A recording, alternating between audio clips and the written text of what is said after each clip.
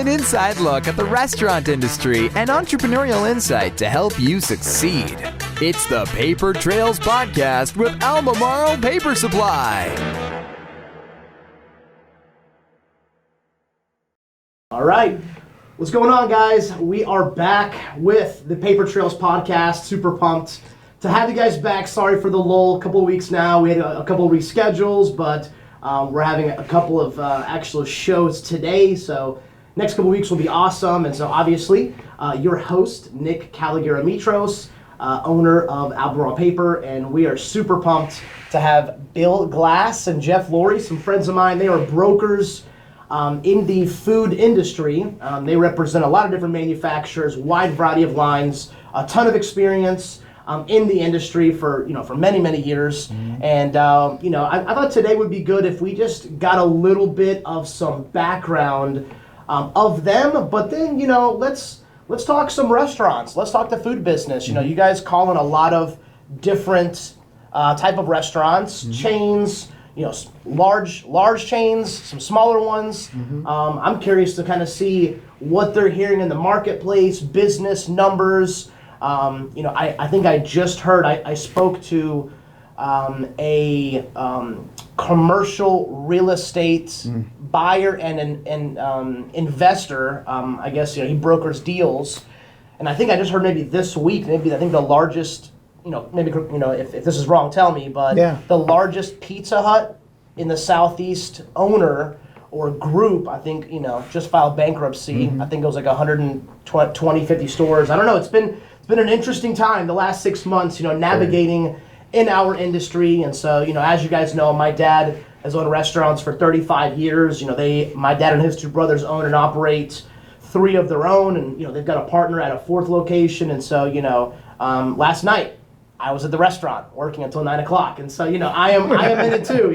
So that's right. Not only am I on the sales side, the distribution side for over 12 years now, running a company with my cousin, but I'm hands-on.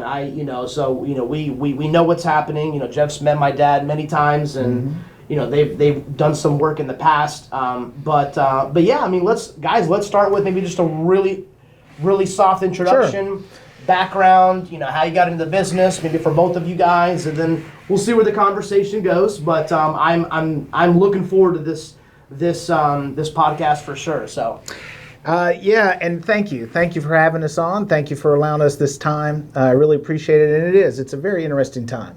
There's a lot of challenges, and to me that's opportunity. To me that's an opportunity for us to kind of go out. Just a little bit about me and my background. I actually planned on being a stockbroker. That's what I went to school. That's what I wanted to be. And then a friend of mine, a very good friend of mine that I had a ton of respect for, called me up one day. It was over the summer in between my sophomore and junior year, and said, "Hey, you always talked about wanting a real job. I might have this kind of like internship position. If you're interested, you might want to go interview." And I said, "Yeah, I think I would. I think it's pretty cool what you do. You're a broker, right?" And he goes, "Yeah, food broker."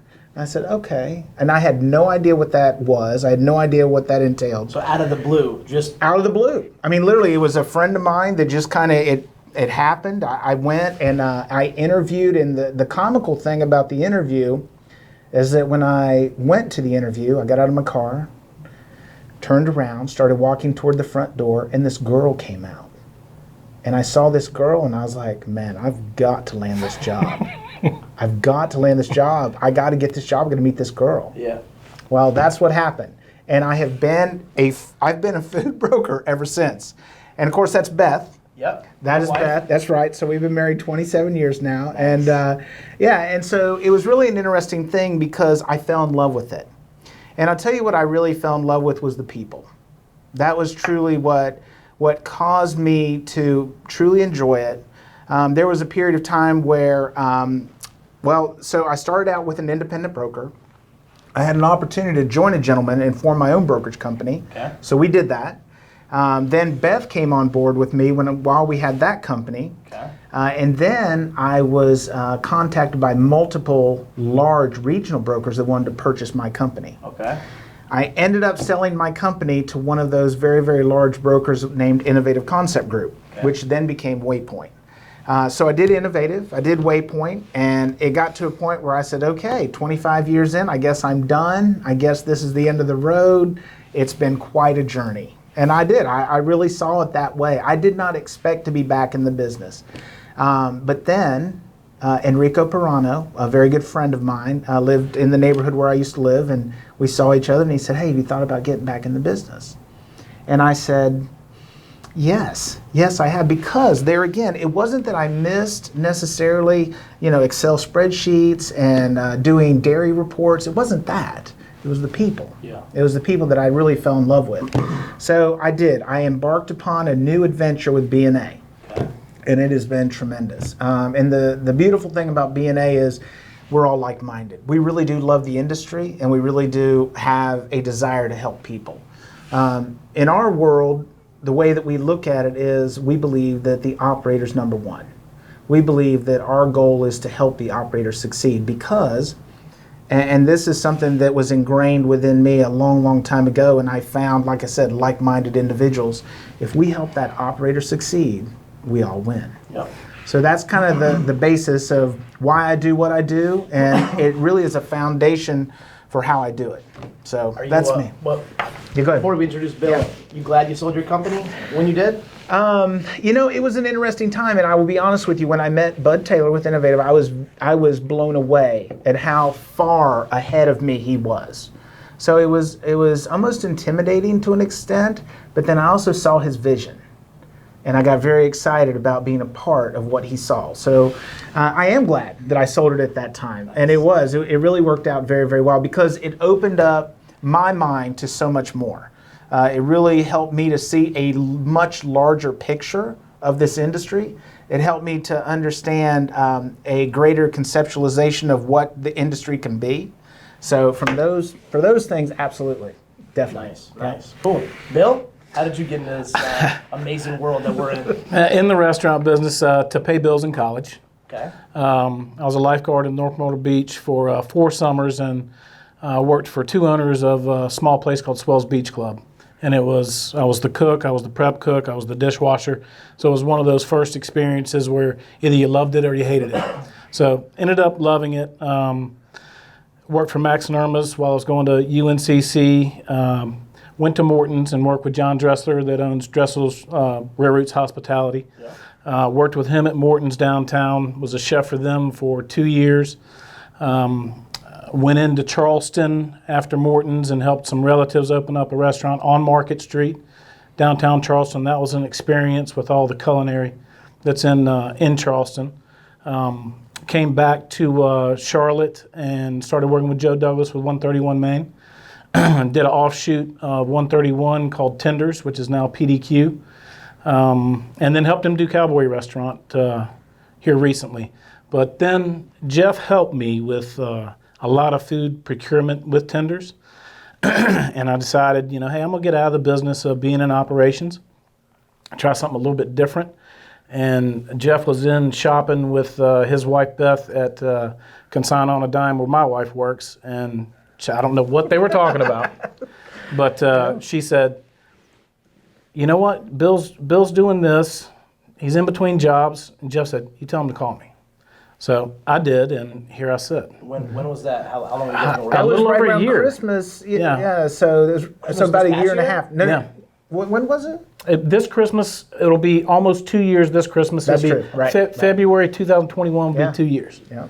So year and a half. Yeah. Jumped into the brokerage business, and with the operations experience, it's been tremendous because I get to stay in an area that I'm comfortable in and get to talk to the operators and be a part of operations and not have to work 18 hours a day in the same 4 walls. It's beautiful.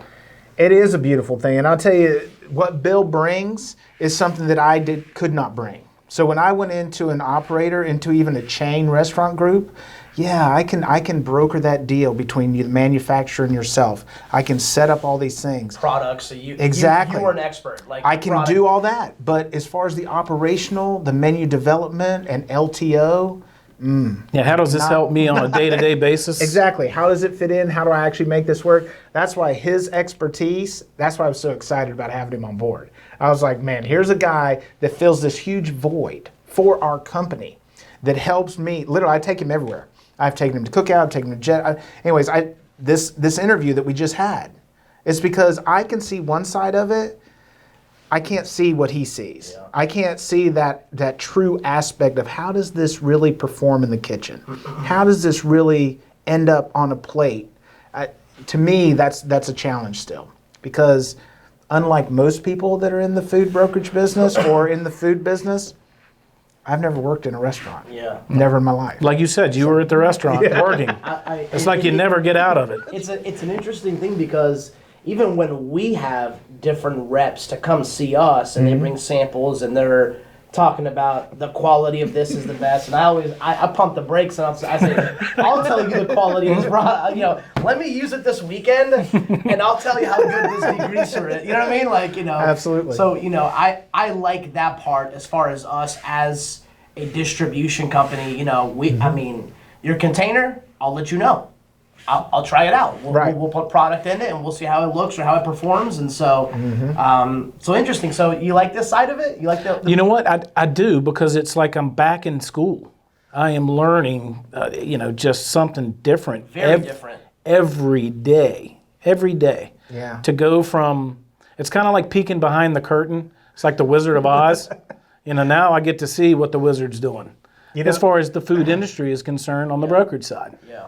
It really is. It's funny to me when people come in to our side of the business and they just go, wow, I had no idea that all this took place behind the scenes. Like what? Give us an example for operators that are watching. Like just one simple example that you had no clue what was happening. One quick example would be a manufacturer that packs a brand for a Cisco or a US Foods or a Cheney. Or a Gordon Food Service. It could be real similar in a different brand, but it's the same manufacturer packing for different distributors. Sure. And you don't know that on the other side. You have no clue. You're like, I'm special. I'm getting this brand because it's the best. So it's a peek behind, a bigger picture of what goes on. Yeah. And there's a million different examples I could go through. It's always fun to me to kind of, because I've taken so much for granted that I kind of have seen and have understood. One of the things that we always pride ourselves on is trying to educate operators. Sure. Trying to, some of the things we do is we send out market reports. We send out, whether it be pork, whether it be chicken, whether it be dairy, whatever it is, because we think that that's vital information, especially when you start talking to chains, because they actually have vice president of procurement, they have purchasing directors, and these guys are tasked to make sure that they are on top of that game in a huge way for their concept. So, those are the types of things that we really do. We dive into and we make sure, hey, how can we assist? How can we help? How can we show? Because, for instance, the dairy market has been incredibly crazy. More crazy than I've ever experienced in my 30 plus years now. Wow. We saw, during COVID, it actually spike to an all-time high. Then correspond with two of the largest drops ever seen. So, and we get distributor sales reps calling us, we get operators calling us, what is going on? Well, we try to lay it out, we try to explain.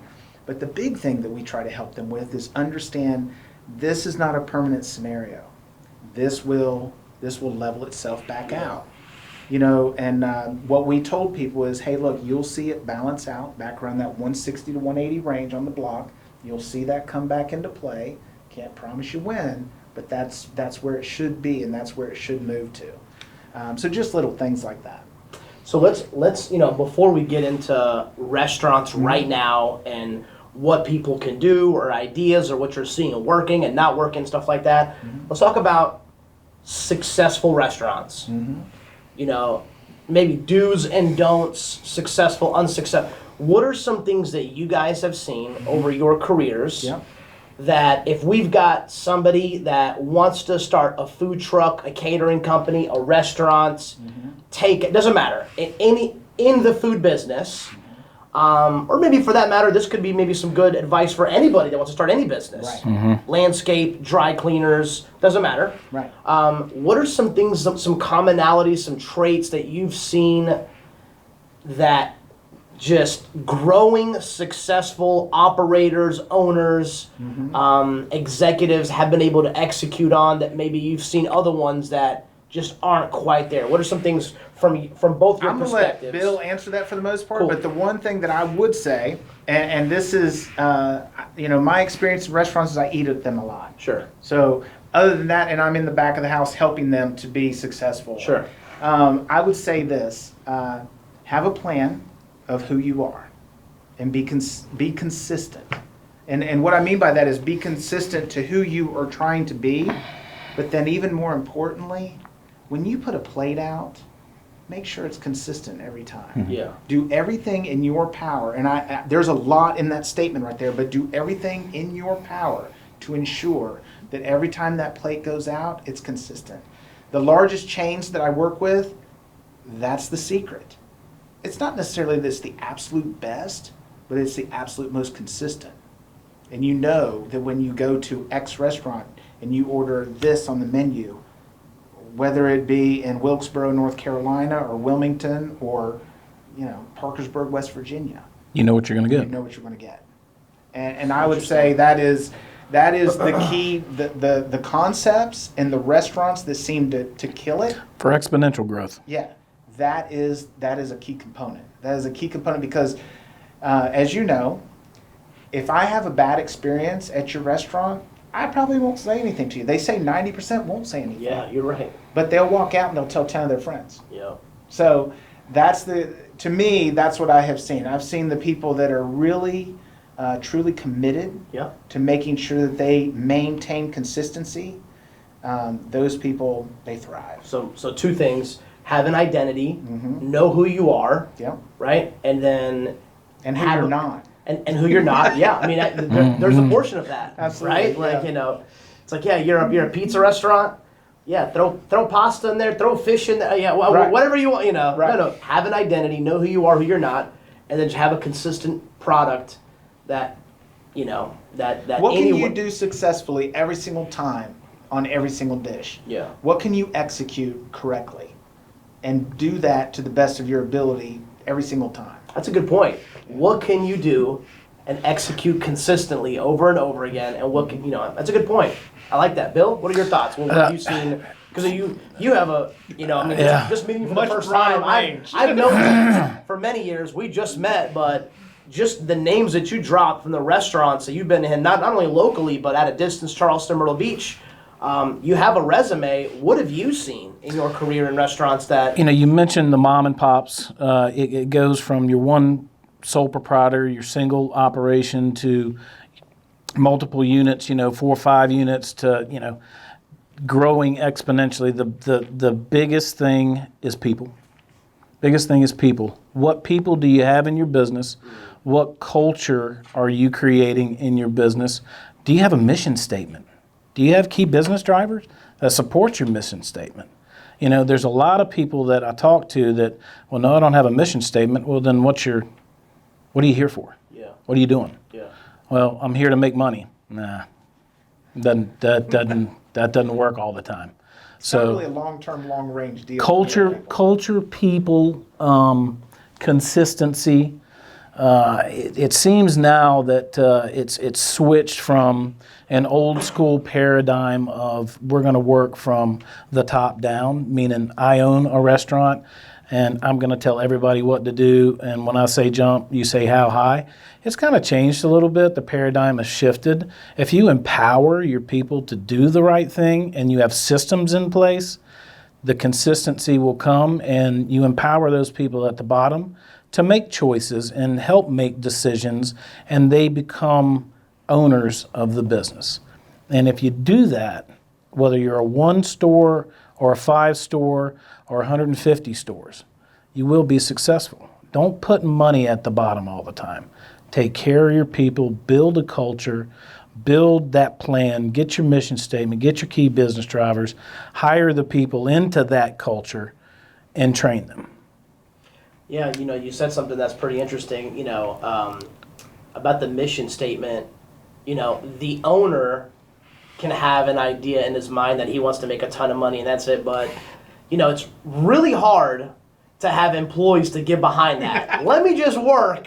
And that is that's a pretty difficult thing to kind of, you know what I mean? So there's got to be a little bit more, than that. And, like I said, and that could be a wide variety of stuff. I mean, it is that, some people, want to, do this, and this, there is no right answer. Right. But you should have some kind of idea, like you said, the question of what are we doing should be answered. If you're good at the broad picture and think about the culture you want in your restaurant, like the mission statement to wow every guest in a way that creates loyalty.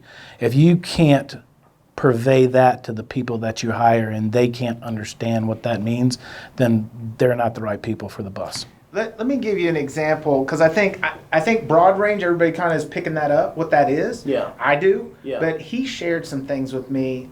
We actually were on our way back. I don't remember where we were on our way back from, but I asked him to come in to help a concept that was kind of at a point where, hey, we're trying to figure some things out. So I brought him in. Yeah. But he made a comment, or he talked about something that he did, and I don't remember what concept it was, but you actually went and read books in the elementary school. Oh, yeah. You went and, Absolutely. But those types of things that he did to help broaden reach into the community with the concept. Grassroots marketing. Be a part of the community you do business in. And when I say be a part of the community, do anything that involves helping the people in the community. And it could be as simple as going to Washing Pots Elementary School and reading to the kids. And I did that when we did tenders, and doing that and Playing cornhole. Yeah. I mean, anything, right? And it wasn't because I was like, we're only doing $13,000 a week. My God, we're not going to be open for another 2 weeks. I got to do something. It wasn't that. It was really genuinely. And then when I started going out to do that, the people, they would say, well, what can we do for you? I said, I'm good. I'm doing this because I want to do it. Yeah. Well, you work over at Tenders. Well, let's just go try the place out. Yeah. And then just, organically. Yeah. Because you're doing the right thing. 100%. That if you do the right thing by people, for people, and you're not doing it selfishly. Sure. I mean, I don't know, there's this concept like sowing and reaping that I've heard. That, I've heard that. Yeah. I mean, I don't know, if you, call it karma, call it sowing, whatever you want to call it. I don't know, you do good stuff, good things will come back to you. I don't know, maybe we should try it, but. Yeah, it might work. Yeah. But yeah, I mean, there's a talk that I heard, I think by a very successful sales trainer, and he said the reason why people don't buy from you is because of obscurity. They don't know who you are. Right. You have to stay in front of everybody, right? Yep. And that may mean digital marketing. Right. That may mean podcasts. That may mean going out and within the community. That may be volunteering. That doesn't matter. That may be sponsoring the local golf tournament. That it doesn't matter. Right. You do whatever you got to do, because there's only so much that you can do, in my opinion, with an apron on in the kitchen in those four walls. Great point. Right? Absolutely. Somebody's got to be, you know what I mean? I don't know, I have been blessed with my business partner, my cousin, that kind of lets me do this kind of stuff. Right. He's like, hey, you know what? You be in charge of some of the marketing. I said, you know what? Okay, let's, and I see this as another form of reach. Yes. We have a YouTube channel, we have Spotify, we have this going out on Apple Podcasts, and it's just another way for the Charlotte food industry. And it's not necessarily, I've had people that aren't my customers on the podcast. Right. And that's total, I have no problem with that. I'm just trying to bring value, and I've had owners, I promise you, have owners that have seen, Right. I think this is episode 11? 12, episode 12. I apologize, I didn't mention this earlier, but out of the first 11 podcasts, they've texted me and they said, hey, I really enjoyed this person. He said some numbers, he said some sales, okay, because a lot of people aren't really open about this kind of stuff. You know what I mean? especially our community, the Greeks can be very, hey, like, we're not doing well, but, we just bought a new Range Rover. So, they're always, but, it's good to have, like, just to learn. Because, I mean, I don't know about you, but I've never seen, maybe this exists, I've never seen a school you can go to become a successful restaurateur. No. I haven't seen it. A lot of it is bootstraps, you're learning. Some of them have been a culinary school. A lot of them have not been a culinary school. Right. Like, and it's just, let's just learn and see where this goes and see what happens. And so, now cool, opposite side of that, anything you guys have seen that doesn't work? I mean, anything that, that you're just like, what, like, this is a common trait that I've seen. Like, one thing that you said, Bill, that I like is processes. Mm-hmm. I mean, there has to, I'm not saying that you got to be McDonald's, but, even with the ordering side, like, there should be a day that you do inventory. There should be a day that you go through and, you know what I mean? I feel like the days of just, walking through the stock room and just like, let's set some cars. I don't know, like, have you seen that? What have you seen that the restaurants that have failed, besides maybe identity, consist? I know that's a lot of it. Is there anything that you've seen that people have done that has led them down a path of slower sales or anything like that? Yeah, if you don't have a system in place, you don't have those processes, then I don't expect you to be around for too long. It's difficult. Yeah. Very difficult. Unless you want to have a lifestyle business that you are the business and you're in it 7 days a week, 18 hours a day. Stressed out. If that's what you want, anxiety. Then there's your guide to get into it and have that lifestyle business. If you don't want to be that guy or that gal, then yeah, systems and processes are a huge part. And something else that you said is empowerment. Mm-hmm. Yeah. Empowering your people. That's something that I have a little bit of a I hosted an event this past weekend down in Greenville, South Carolina, and in my opinion, I think I'm a pretty good host. Kind of, I can I'm pretty good at it. Mm-hmm. And one of the other guys that we were kind of doing an event with was like, hey, why don't we give this other guy a shot? And for me, I'm like, I'm LeBron James right now. Why would you bench LeBron James? Like, why would you, But we let the other gentleman do it, and you know what? He did fantastic. And I was like, you know what? Yeah, man, like maybe the control type A part of me needs to, slow back or take a couple steps back, because you know what? There are good people that are capable that can do and if you teach them the right way, that's right, they will duplicate whatever decisions you would make. Mm-hmm. If you give them the mindset. Yeah, it's empowerment, and it's called succession. Do you want to be doing what you're doing for the rest of your life? Good point. Or do you want to think about, hey, in 10 years, who's going to do what I'm doing? Are there systems in place? Are there processes? Is there anybody that is up underneath me that I can train to do what I do? And it's not to train them because I'm going to lose my job. It's to train them so that I don't have to keep doing this. Or if I want to take 2 weeks off, no one's calling me every single day on my vacation. Yeah, you should be fined if you're on vacation and somebody calls you. I heard. It's going to cost you money. Business down. I heard a long time ago the difference between a business owner and an entrepreneur is the business owner does everything, and the entrepreneur can actually walk away, and the job still gets done. That's exactly right. Right. So, 5-6 months now. Since I think it was March 17th when restaurants got shut down as far as completely. March 15th, inside dining at 5 o'clock shut down. Yes. I know. So yeah, and I'll tell you, this has been unprecedented time, sure, as we all can understand. One of the things that we did is we continued to be in contact with all of our customers. We continued to say, hey, how are you doing? How's the concept doing? What are your plans? Because we really felt like if you come into this just saying, oh, well, I guess we're shutting down, and that's your plan, you may be in trouble. So we really did try to talk to everybody to say, what is your plan? How are you going to figure this out? Because what we found very, very quickly is all of a sudden, certain concepts said, we're going to figure it out. We're not closing. We're going to figure out how to do this takeout. And there was a huge learning curve. There was one concept in particular that literally they said, okay, you know what, our entire business model's got to change. We've got to. They literally said that. They did. They said, because the reality is nobody can eat in our restaurant. So how do we sell food? And so literally, but here's the difference. The difference is they immediately said, we're going to figure it out.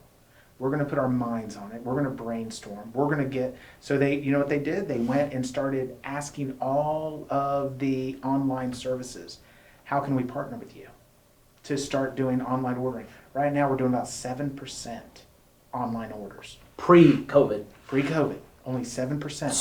Small fraction. Yeah, it was all people coming into the restaurant, which is a lot of the industry. So they started that. They got slammed because they started putting out on social media that, hey, we're open, we're going to do takeout, we're going to do curbside, we're doing all this stuff. They were, because here's the reality, and this is what was so funny. They had 3 services, and then they just brought on a 4th. They did this within the first week. And literally, when does everybody call to order? 5 to 5:30, right? Yeah. I mean, so everybody in the world. And so literally the way that it worked, it was locked into their systems. So they would see 5 o'clock, 5 o'clock, 5 o'clock, 5 o'clock, 5 o'clock, 5 o'clock. Like 30 orders clock in at 5. 40 more clock in at 5:01. And they're like, whoa, you know, they weren't ready. Mm-hmm. And so if you were that first guy at 5, you got your order in 12 minutes. You're the last guy at 5. Hour and 30. Yeah, or whatever. And that's just because they weren't ready. Well, then, here's the key. Which is an interesting concept because that'll never happen at the restaurant. Right. Because there's limited capacity. Right. Like they will just wait until the. That's so, right. And so this is a whole new. Think about that. Absolutely. You could get hundreds of orders within a couple of minutes. Absolutely. Could. Hey, they're, the restaurant that we decided to go to for Cinco de Mayo, we ordered. They said it'd be 2 hours. We got there, they said it'd be 3 more. Mm-hmm. 3 more hours? 3 more hours before we got our food. And then finally they just said, I'm sorry, we're out of food. Mm-hmm. And so that's how that worked. But here's the thing. This is the critical point. This is the point to understand. They started early. Well, now they figured it out. They learned. They knew how much food they needed. They knew how much they had to prep. They knew how many people they needed to have in the kitchen. They knew how to manage the queue. Every single thing, they figured. It took them weeks. Yeah. It took them weeks to do it. But they figured it out. Now, they are so far ahead of the game. They're at record weeks. Now. August. Record weeks. Because they figured it out. Other concepts that we work with, they're seriously looking at their footprints. Does it still make sense? If I'm a concept and I have 35 locations, does it make sense for me to have all this real estate? Because I can only put 50% of the people in here anyways. Sure. And here's the thing. I talked to somebody this morning. He said, Jeff, we went from 20% online orders to 70% online orders. Wow. That's a big increase. It's a huge, huge increase. It's now a majority of their sales is takeout, ordering online. And this was shared with me also, and I think this is really important to understand. Me personally, I ordered online one time prior to COVID. Now I do it regularly.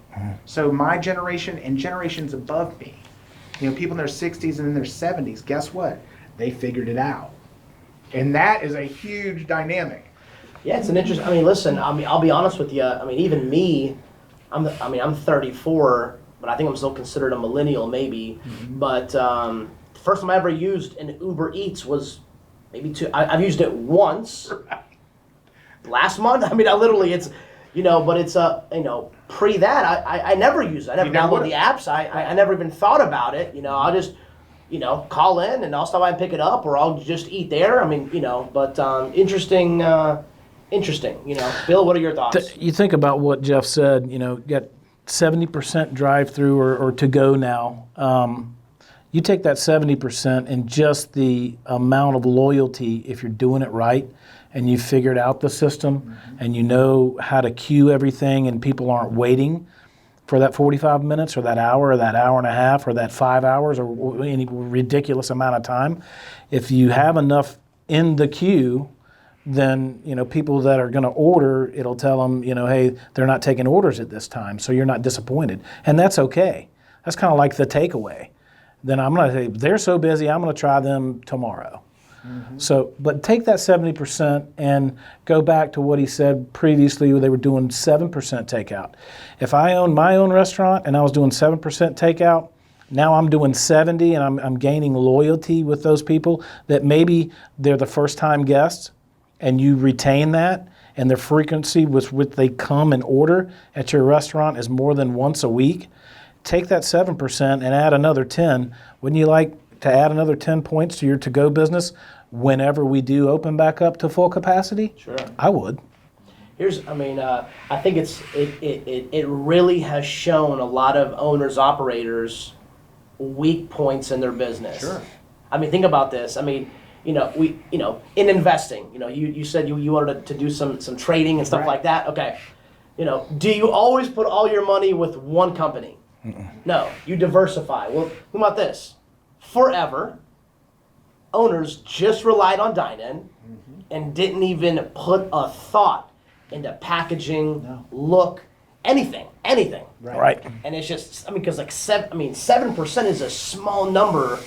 If you're trying to diversify that business, it's a good point. It's a really good point. And the other big part of that is the next play that everybody is looking at now, who can do it well? Yeah. Who has the right packaging? That's a good point. Who has the right packaging? And when I get my food in 20 minutes back to my house, what does it look like? How's it taste? Yeah. Are my fries crispy, or are they limp and terrible? Is the food, how well did the food transport?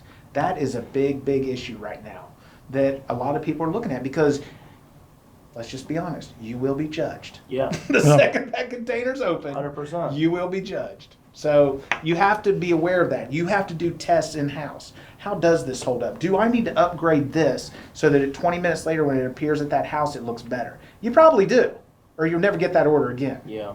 And that's something that we're really helping people to understand. How can I implement? How can I improve that quality 20 minutes from my restaurant? Yeah. In a container. Listen, that's why, guys, it's so important. Find a good local paper company that's got great disposable products that we can put our products. That's right. We'll self-plug, but That's right. No, you but really do. You have to have somebody that you can work with 100%. that will help you, that can get you the samples, get you things to test and try. Sure. Because you have to figure it out. That is where we are. 100%. We have probably brought on more diverse products, whether it's plastic, hinge containers, vented. Whether it's paper containers to, literally we've had so many more, different types of cutlery kits. We need clear, heavy. It's 5-6 piece. So it's been an interesting time, even as a distributor vendor of these restaurants, bringing products. But it just goes back to communication. Like if you just properly, gloves, it's a little hard right now, right? Like, bear with us. I'll get you something, disinfectants, this, that. It's just, and I think if you're honest and upfront and you just communicate, Amen. like, Critical they're going to component. understand. Like, but if they order something and then you just don't even say anything and it doesn't ship and they're expecting it, be expecting some thrashing on the sales rep, you know what I mean? Or the driver or something like that. But anyway, just to piggyback on what you said, Jeff, your customer that thought about and brought on, I don't know if I heard this right or I read this somewhere, but there is nothing that sustained thought cannot overcome. If you just think about and mastermind and You either figure out how to do it, or you'll figure out how not to do it. One or the other. but you will figure it out, right? And you get to choose. Bring on your managers. Bring on right. some staff. Get your partners together. Get some vendors together. Bring some people in and let's figure this thing out, because the reality is that we want all the businesses to stay open and thrive and succeed and prosper, because guess what? If you go out of business, I can't sell you anything, right? Neither can Jeff or Bill, right? Yeah, exactly. Build relationships. Build relationships. Manifest positive things, not negative things, because right now it is so easy to manifest negative things, 100%. whether it be in your personal life or your business life. Manifest positive things for yourself and other people. It's good. I like that. So maybe some parting thoughts, like I said, keep in mind we've got broad audience of business owners, people that would like to own their business, maybe people that just want to be at the top of their game in inside sales position, or wide spectrum of people. What are your guys' thoughts in your experiences? You guys have done well, in your industries.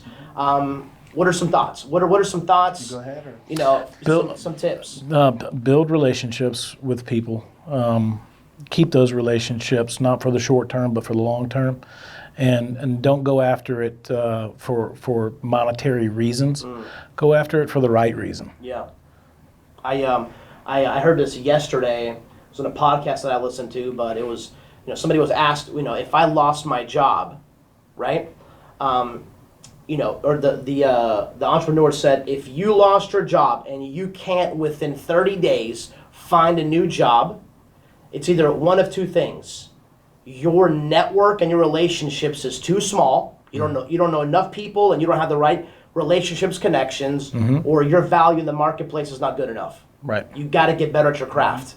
Yep. There's no, and I was like, And wow, the beauty of that, you are totally in control of those two things. That's right. You can absolutely affect where you go from this point forward. And that's what, I guess in closing, I would say something kind of similar to that is, and kind of what I started with. This is, if you'll recognize, this is a grand opportunity. We have some manufacturers that are now manufacturing products because of COVID. Sure. They recognize, hey, our current, what we're doing is not going to work. They shifted and they started doing something that would work. 100%. So it really does come down to your mentality of how you perceive things. Sure. It really does come down to how you view it, your perception. And so if you see it the right way and you honestly have your eyes open, the opportunities are abundant. They really, really are. So That's true. I like it. So episode 12, loved it, and we are B&A Foods. B&A Foods, based out of Cornelius, Well, North Carolina. Our mothership is actually in Manalapan, New Jersey. Our corporate, Manalapan, New Jersey. It's a tough one. Being from the South, it took me as long to learn how to say that as your last name. He stood in the mirror and said that like a million times. So, but Okay. anyways, that's where the mothership is Jersey. for B&A Food Sales. Okay. And then our Southeast corporate office is in Miami. Okay. And we just opened up this Cornelius division. This is our Carolina division. Nice, nice, and it's our jobs to go grow it. Absolutely. Find us. That's what we're doing. So these guys, any place they can find you guys? You guys, Yeah, the best way to find us is probably just through our website, which is really, really fun. It's brokeroftheyear.com.